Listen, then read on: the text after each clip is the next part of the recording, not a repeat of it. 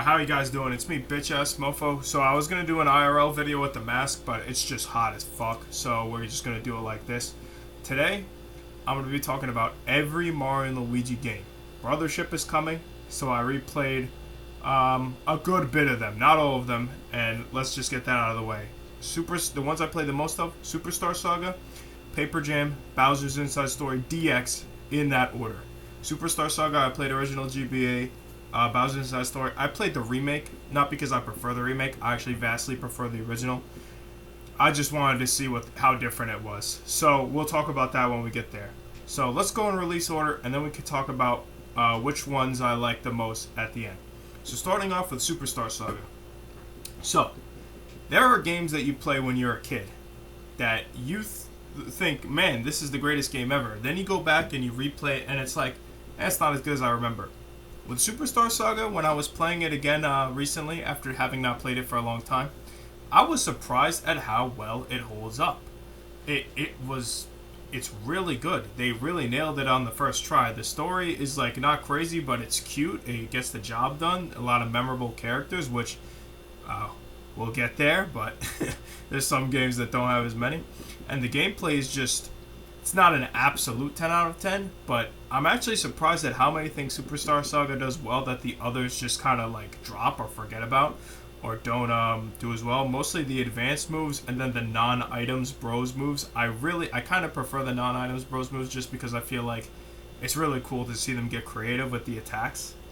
Not that there's anything wrong with the items. I like those as well. I think we need both, and it looks like we're getting both in Brothership.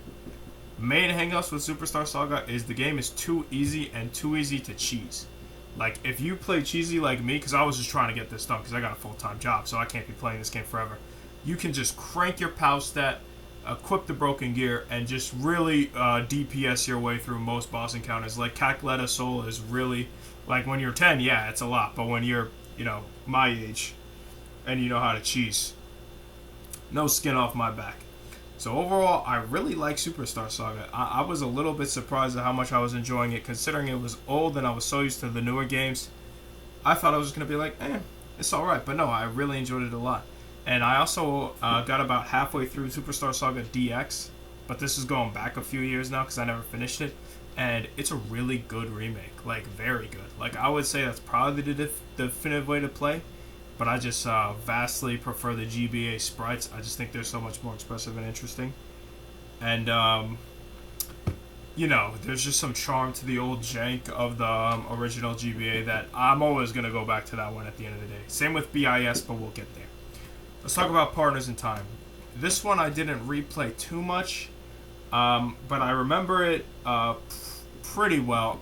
This is one that gets shit on a lot for being too linear and also the bros moves being items. So, it's by your inventory rather than a stat, like your BP. And honestly, I don't think either of those are a problem for me. So I have the kind of attention deficit where I just always get lost in games. Like, no matter how obvious it is where you have to go next, I'm going to get lost. So linearity in games doesn't bother me too much because it's like, well, at least I'm not adding an hour to my playtime by getting lost. So that didn't bother me. And the bros items moves, I actually have a hot take. I actually kind of prefer the bros moves being items. I had to think about it for a while, but I think I prefer the way Partners in Time does it only because it keeps the early game attacks relevant well until the end game. I love Bowser's Inside Story, and we'll get there, but a problem with Bowser's Inside Story is that as soon as you get, you have a really good single target attack, then you get past the area where it's relevant, you get something better, you never go back to that attack. Once you have Magic Window on Fallen Star, by the end of the game, you're never clicking anything that isn't Magic Window or Fallen Star. There's no reason. But in Partners in Time, you actually have a reason because you want to preserve the high-level attacks, the infinite attacks for the bosses or the hard encounters. So on easy encounters, one, you could use bros moves pretty much every turn, which is cool because who the fuck wants to use a normal jump? But two is that, it keeps green shells and flowers relevant for pretty much the whole game. But the thing of Partners in Time that I don't like is, again, it comes back to the difficulty. This has probably some of the most overpowered bros attacks in the series. So many endless attacks, and a lot of them you really can't just do them until they're dead. Like, Magic Window, even if you get pretty good at doing it in Bowser's Inside Story, you're probably not going to Magic Windows. Sorry, computer fucked up. I'm back. But yeah, I was just saying the endless attacks are really overpowered. But other than that, I like Partners in Time a lot. I think it gets a little underrated, honestly. Like, I don't know. I never understood the hate for this game, even when I was younger, and it really wasn't my favorite. But I also was like, why do people hate this game so much? And to this day, I can't answer. Moving on to Bowser's Inside Story. I played the remake for this playthrough. This is the one I've played the most easily. This is the one I played the most as a kid. And this is the one that I just, whenever I feel like replaying one of these games, I kind of default to this one. And I feel like that goes for a lot of people. This is definitely the pick of this series for a lot of people. And yeah, I can kind of see why. Now, I will get this out of the way. I prefer the original so much to the remake. It's not just the graphics. I think the sprites have so much more charm than the HD sprites in the remake. But also just the way the game feels, the fluidity, everything. The sound design even. I prefer the original. Not that the remake isn't a good remake. On the contrary, it's actually really amazing. I cannot believe how much effort they put into those HD cutscenes. And it looks great, it sounds great, everything is great about it. There's just one problem. It's probably the most unnecessary remake ever in gaming history. Because we could already play that game on that console, and the Switch had been out for years at that point. 2019? 2 years. It should have gone to Switch, or they should have done Partners in Time, which needed a remake much more. But yeah, leaving aside the original versus remake stuff, how do I actually feel about the game? Well, I kind of love it. I mean, let's get one thing out of the way. The mini games are not quite as bad as people say. Some of them are very painful, especially anything that involves the touch controls, which is almost all of them. But they're all really short, is the thing. Like, Bowser's Inside Story has some frustrating minigames, but I found that by the time I was getting really frustrated with the minigame and thinking to myself, okay, I'm ready for this to end now, it ended. It ended within the next few seconds. So the minigames don't bother me as much as they bother some people. Then there's the backtracking and just the reuse of areas. You know, you tend to go through areas as Bowser, and then eventually you're going to go through them again as Mario and Luigi. Again, things that bother some people.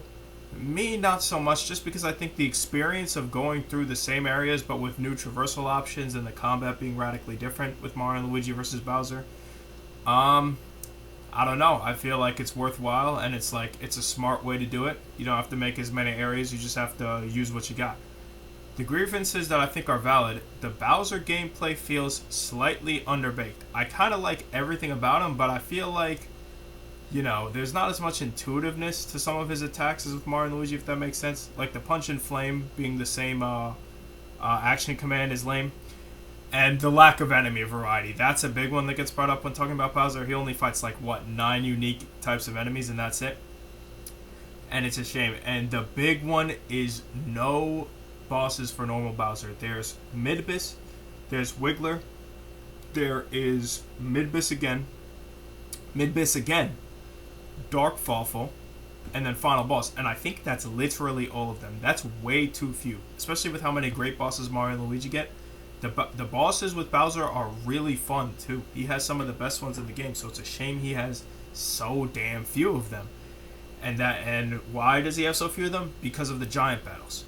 Now, the remake takes the mic blowing out, and I realized that the only element of challenge in these battles whatsoever was the DS mic being a piece of cheap shit. Without the mic blowing to worry about, they're no sweat. The spectacle is cool, and on the remake version, especially graphically, I was shocked at how good. I forgot how good these games look, and we'll talk about that when we get to Dream Team in a second. But I didn't love the giant battles, but I mean, other than that, I mean, the combat is at its best here. Some of the best bros moves in this series, some of the best bosses in this series. One of the most memorable villains, Fawful. Everybody loves him. I actually think the story is slightly worse than I remember, just because it's Fawful's whole plan, no matter how convoluted it was leading up to the final battle, his plan ultimately amounts to get a MacGuffin and take over the Mushroom Kingdom, which is all right, that could have been any fucking villain, but it doesn't change the fact that the build up, pre the Dark Star reveal, was so cool with Fawful taking over everything, taking over Bowser's castle, giving everybody the blorbs. He felt like a threat. He felt like an end game level threat. The sense of stakes was so real in this game. Unlike, well, we'll get to it later. But anyway, love this one. I could probably play it again right now and still like it. I'm actually currently in the middle of beating the Gauntlet. I think I just need to grind a little, but I'm back on the DS version, which makes me happy because the DS version is the one from my childhood, and that's the one I prefer. So, moving on to Dream Team. And I need to preface this by saying, that was my mask. Shit. I'll pick it up in a second. I need to preface this by saying this is the only one that I did not replay at all. So I'm going off memories from like maybe 6+ years ago is the last time I played Dream Team. My take on Dream Team. It's long. It's very long. And the opening is painful. The opening hour is so painful. That and the tilt controls. If it had a slightly better opening, it was like 5 hours shorter.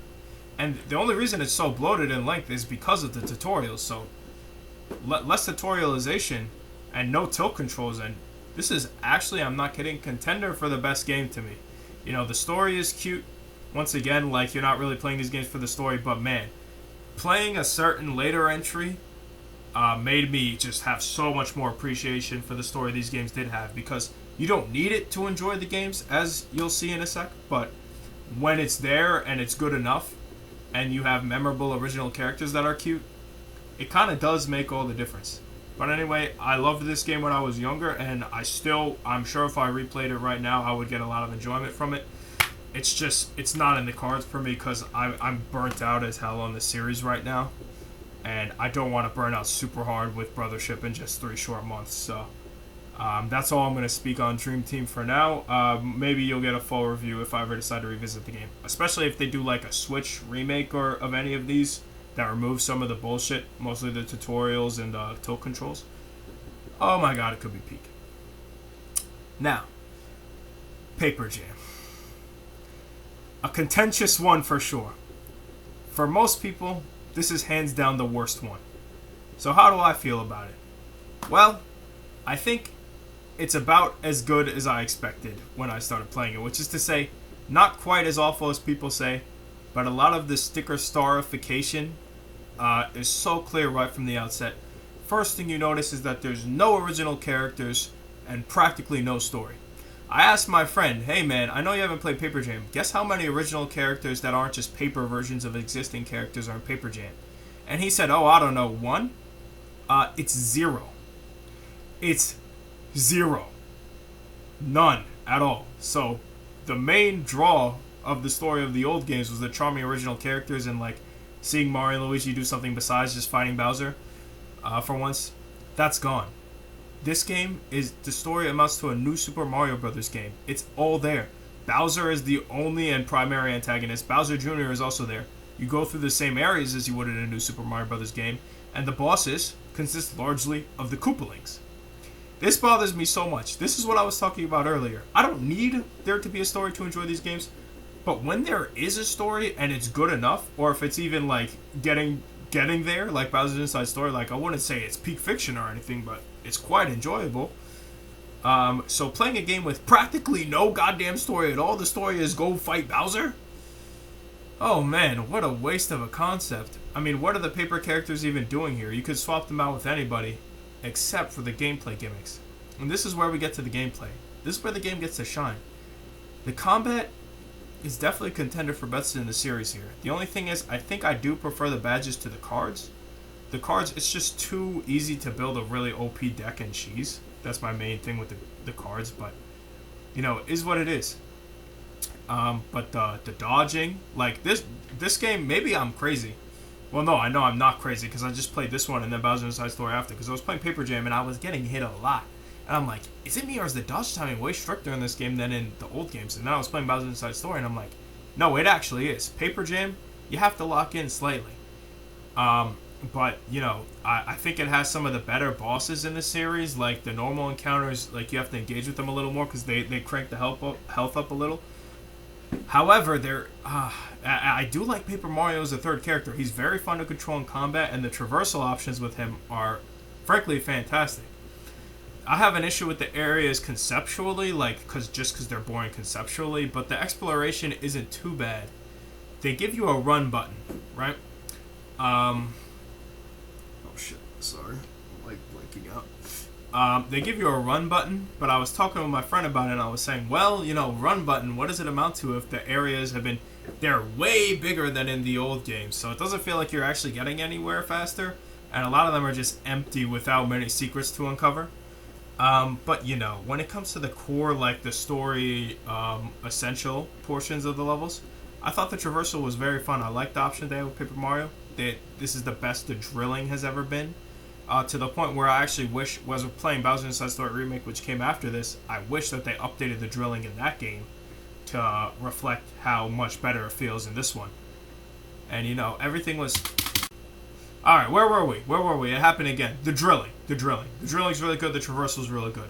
How's the combat? The combat is very good, like I said, but the Bros moves might be some of the most disappointing set of Bros moves in the series.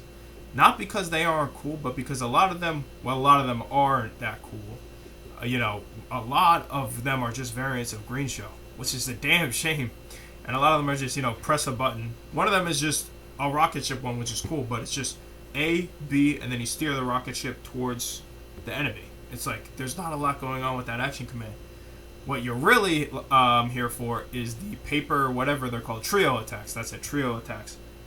And how do I feel about the trio attacks? I think they're so fucking long, guys. They're so long to the point where I literally was playing suboptimally just because I didn't want to watch it anymore. One of them, it's the plain one. If you've played the game, you know the one I'm talking about. It takes almost a full minute to execute. It's so worth it for the damage, but I ended up never using that attack because it just takes too goddamn long. And that applies to the enemy attacks as well. I mean, Jesus, they're so long. I have other shit to do today. It got to the point where I was avoiding normal encounters just because they were taking too long. So we have a game with empty story, okay traversal, but probably not my absolute favorite in the series, but I did think it was fun. A run button which amounts to nothing, and combat that, while good, is actually hindered so hard by the attacks just taking too goddamn long.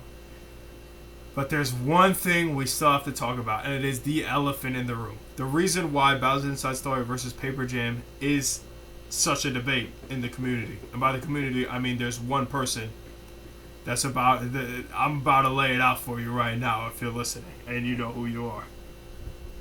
The Paper Toad missions are so painful, guys. They are so painful. Why do the Paper Toad missions bother me so much more than the minigames of Bowser's Inside Story? Well, it kind of goes back to what I said about Bowser's Inside Story. They're short. The minigames are so short in that game, and they only ask you to do them a couple of times. Paper Jam has one sub-game, which is the Paper Toad collecting, that you have to do multiple times. There is some variety to the Paper Toad missions. It's not like they're all the exact same. But it doesn't change the fact that you're hunting down the Paper Toads, and some of them are frustrating as all hell. One thing this game did, which I thought was just absolutely boggling my fucking mind at how they came to this conclusion, is this game introduced timers, which other games had. Superstar Saga had timers as well. But here's the thing. You have to complete Paper Toad missions or beat a boss in a certain amount of time with a timer that does not freeze while you're in combat doing your attacks. So it's literally in the game with the longest attacks in the series. This was so frustrating. There was one Paper Toad mission where you had to rescue all of them in 13 minutes, which is a long time. But the attacks were literally taking so long you could not flee from the normal encounters that I ended up running out of time, I think, twice. So that's 40 minutes on that one fucking Paper Toad mission. Not because I was playing completely awfully, but because I got jumped by some enemies and ended up having to fight them for 2 minutes at a time. So the Paper Toad missions are frustrating as all hell. So overall, what are my thoughts on Paper Jam? Well, despite how much negative I had to say, I did ultimately enjoy it. I think that there were good ideas here. I think that with the right story, with the right everything else, everything I said toned down a little, way less Paper Toad missions, make the attacks a little bit quicker, make the encounters in general go a little bit faster, and the boss attacks that take a full minute, we're good with those, right? We don't need those. I just thought, and I was talking about how high in Bowser's Inside Story, the tension is ramped by the end of the game. It really does feel like the end of fucking everything. If you don't beat Dark Bowser, everybody's gonna die. I mean, not really, but you were 11, so you felt it. This game, if I played this game when I was 11, I would probably just be shrugging my shoulders for the whole experience. I forgot about the Nabbit chases. Chasers as well. Oh my god. One of the only real sub games other than the paper toad collecting, and it's pretty much every bit as painful as the paper toad collecting. You're just chasing Nabbit around like a jackass until you catch him and get an attack. I think I ended the game without all the bros attacks because I just didn't care. I don't want to chase you, Nabbit. You got it, man. They're yours. I'm good with just the Sharkin one. I'm just spamming that every encounter anyway. Whatever. So when you get to the end, they kind of try to do something similar to Bowser's Inside Story with an epic moment. You know, the camera gets all dynamic. Bowser's like, "Oh, this is it!" But it doesn't distract you from the fact that not only did they use Bowser as the final boss yet again, but this time it's just straight up Bowser. Bowser and Paper Bowser. But Paper Bowser is nothing. Oh my god. And that's not even to say anything about all the plot points this game brings up that go absolutely nowhere. Why do we spend so much time with the Peaches trying to escape if it amounted to nothing? Why do we spend so much time with the Bowser Jr.'s talking about how they're going to steal the book if it ultimately amounted to nothing? Why did they spend the whole game setting up the idea that Bowser and Paper Bowser were going to betray each other any second, and in the end they just worked together anyway? I feel like I had my time wasted. So I don't love Paper Jam, but I also don't hate it. I genuinely didn't hate it because at the end of the day, what you got here is a pretty decent Mario and Luigi game with good enough combat, sometimes fantastic, but then you have to do a trio attack and it's like, oh, not again. Good enough traversal. And honestly, I just love this formula so much. It's hard for me to hate any game with this formula, even one that, in my opinion, isn't quite up to the standards of the others. So, with all that said, where do I rank them? Well, I don't have anything written here. I'm just going to go off the top of my head. Paper Jam is squarely at the bottom. I'm sorry. I think I said enough about it. I'm sorry. I wanted to like the game more. I genuinely came in with a very open mind because, you know, I was actually pretty excited to try the game when it was new and I was a little younger, but I just never got around to buying it. I just never got around to buying it, and then I heard it wasn't that good, and I just fell off. Now this is where it gets hard because I have a pretty good idea what the top two are, but 3 and 4 are gonna be hard, especially because I haven't played Dream Team in so long. I'm gonna have to say number 4 will be Partners in Time. I do love Partners in Time. I think it's underrated, and I do intend to do a full replay of it at some point in the future. I also appreciate that it's short, and it has one of my personal favorite bosses in the series versus Bowser and Baby Bowser. But it's not that Partners in Time is really like has any outlying flaws that are like a deal breaker for me, other than the infinite attacks being really cheesy and like you're just so tired of doing them by the end of the game. It's just that the competition is really stiff. Next is going to be Dream Team. And it's going to be really close between these two. Really, these are the two I played the least when I was replaying every game. I would need to replay both of them fully, and maybe we'll do a Partners in Time versus Dream Team video down the line. But I kind of just love everything about Dream Team except for the tilt controls and the horrible, horrible tutorialization, which makes the start of the game such a slog to play, and it makes it was almost 40 hours when I finished my last playthrough. I mean, that's too long, man. I got a full-time job.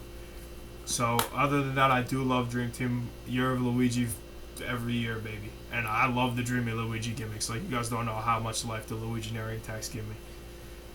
Now, 2 and 1. Number 2, I'm going to have to give it to Superstar Saga.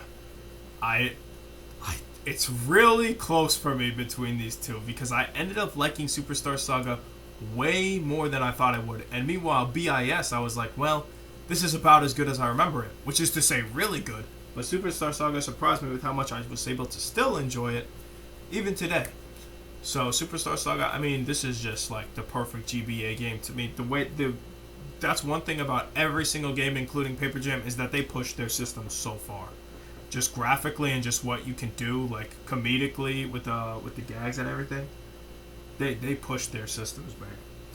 But Superstar Saga, I just love it. It's not too long. It's like the perfect length. No area is the only real problem area for me is the ice castle, which takes fucking forever. But you know, and Bowser's Castle, a lot of people don't like. I thought it was whatever. I didn't appreciate finding every Koopaling. I was getting bored of it by the end. But right around the time when I'm like, all right, I'm ready for the game to be over now. Oh, then it's time to fight Cackletta, and it's like, well, it's done. So yeah, I love Superstar Saga, but number 1 has to be BIS. Yes, I am nostalgia blinded.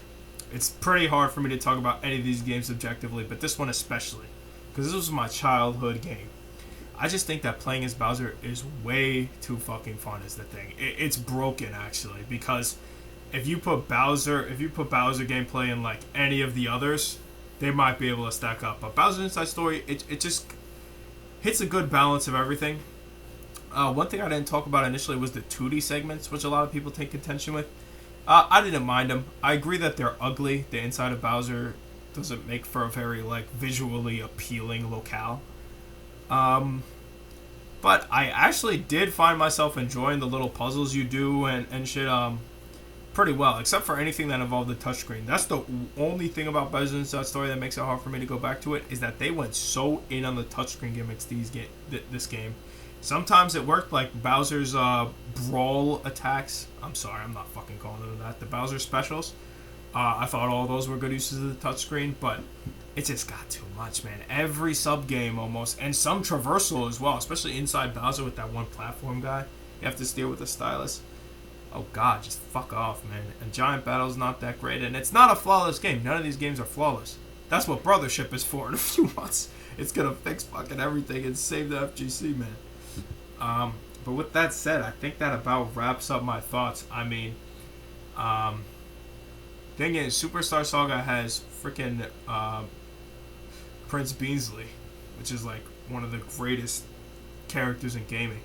Bowser's Inside Story has fucking Starlo. So I might have to give it to Superstar Saga after all. Anyway, rant over. Jesus, I talked for too long. I'm getting lightheaded. I'll see you.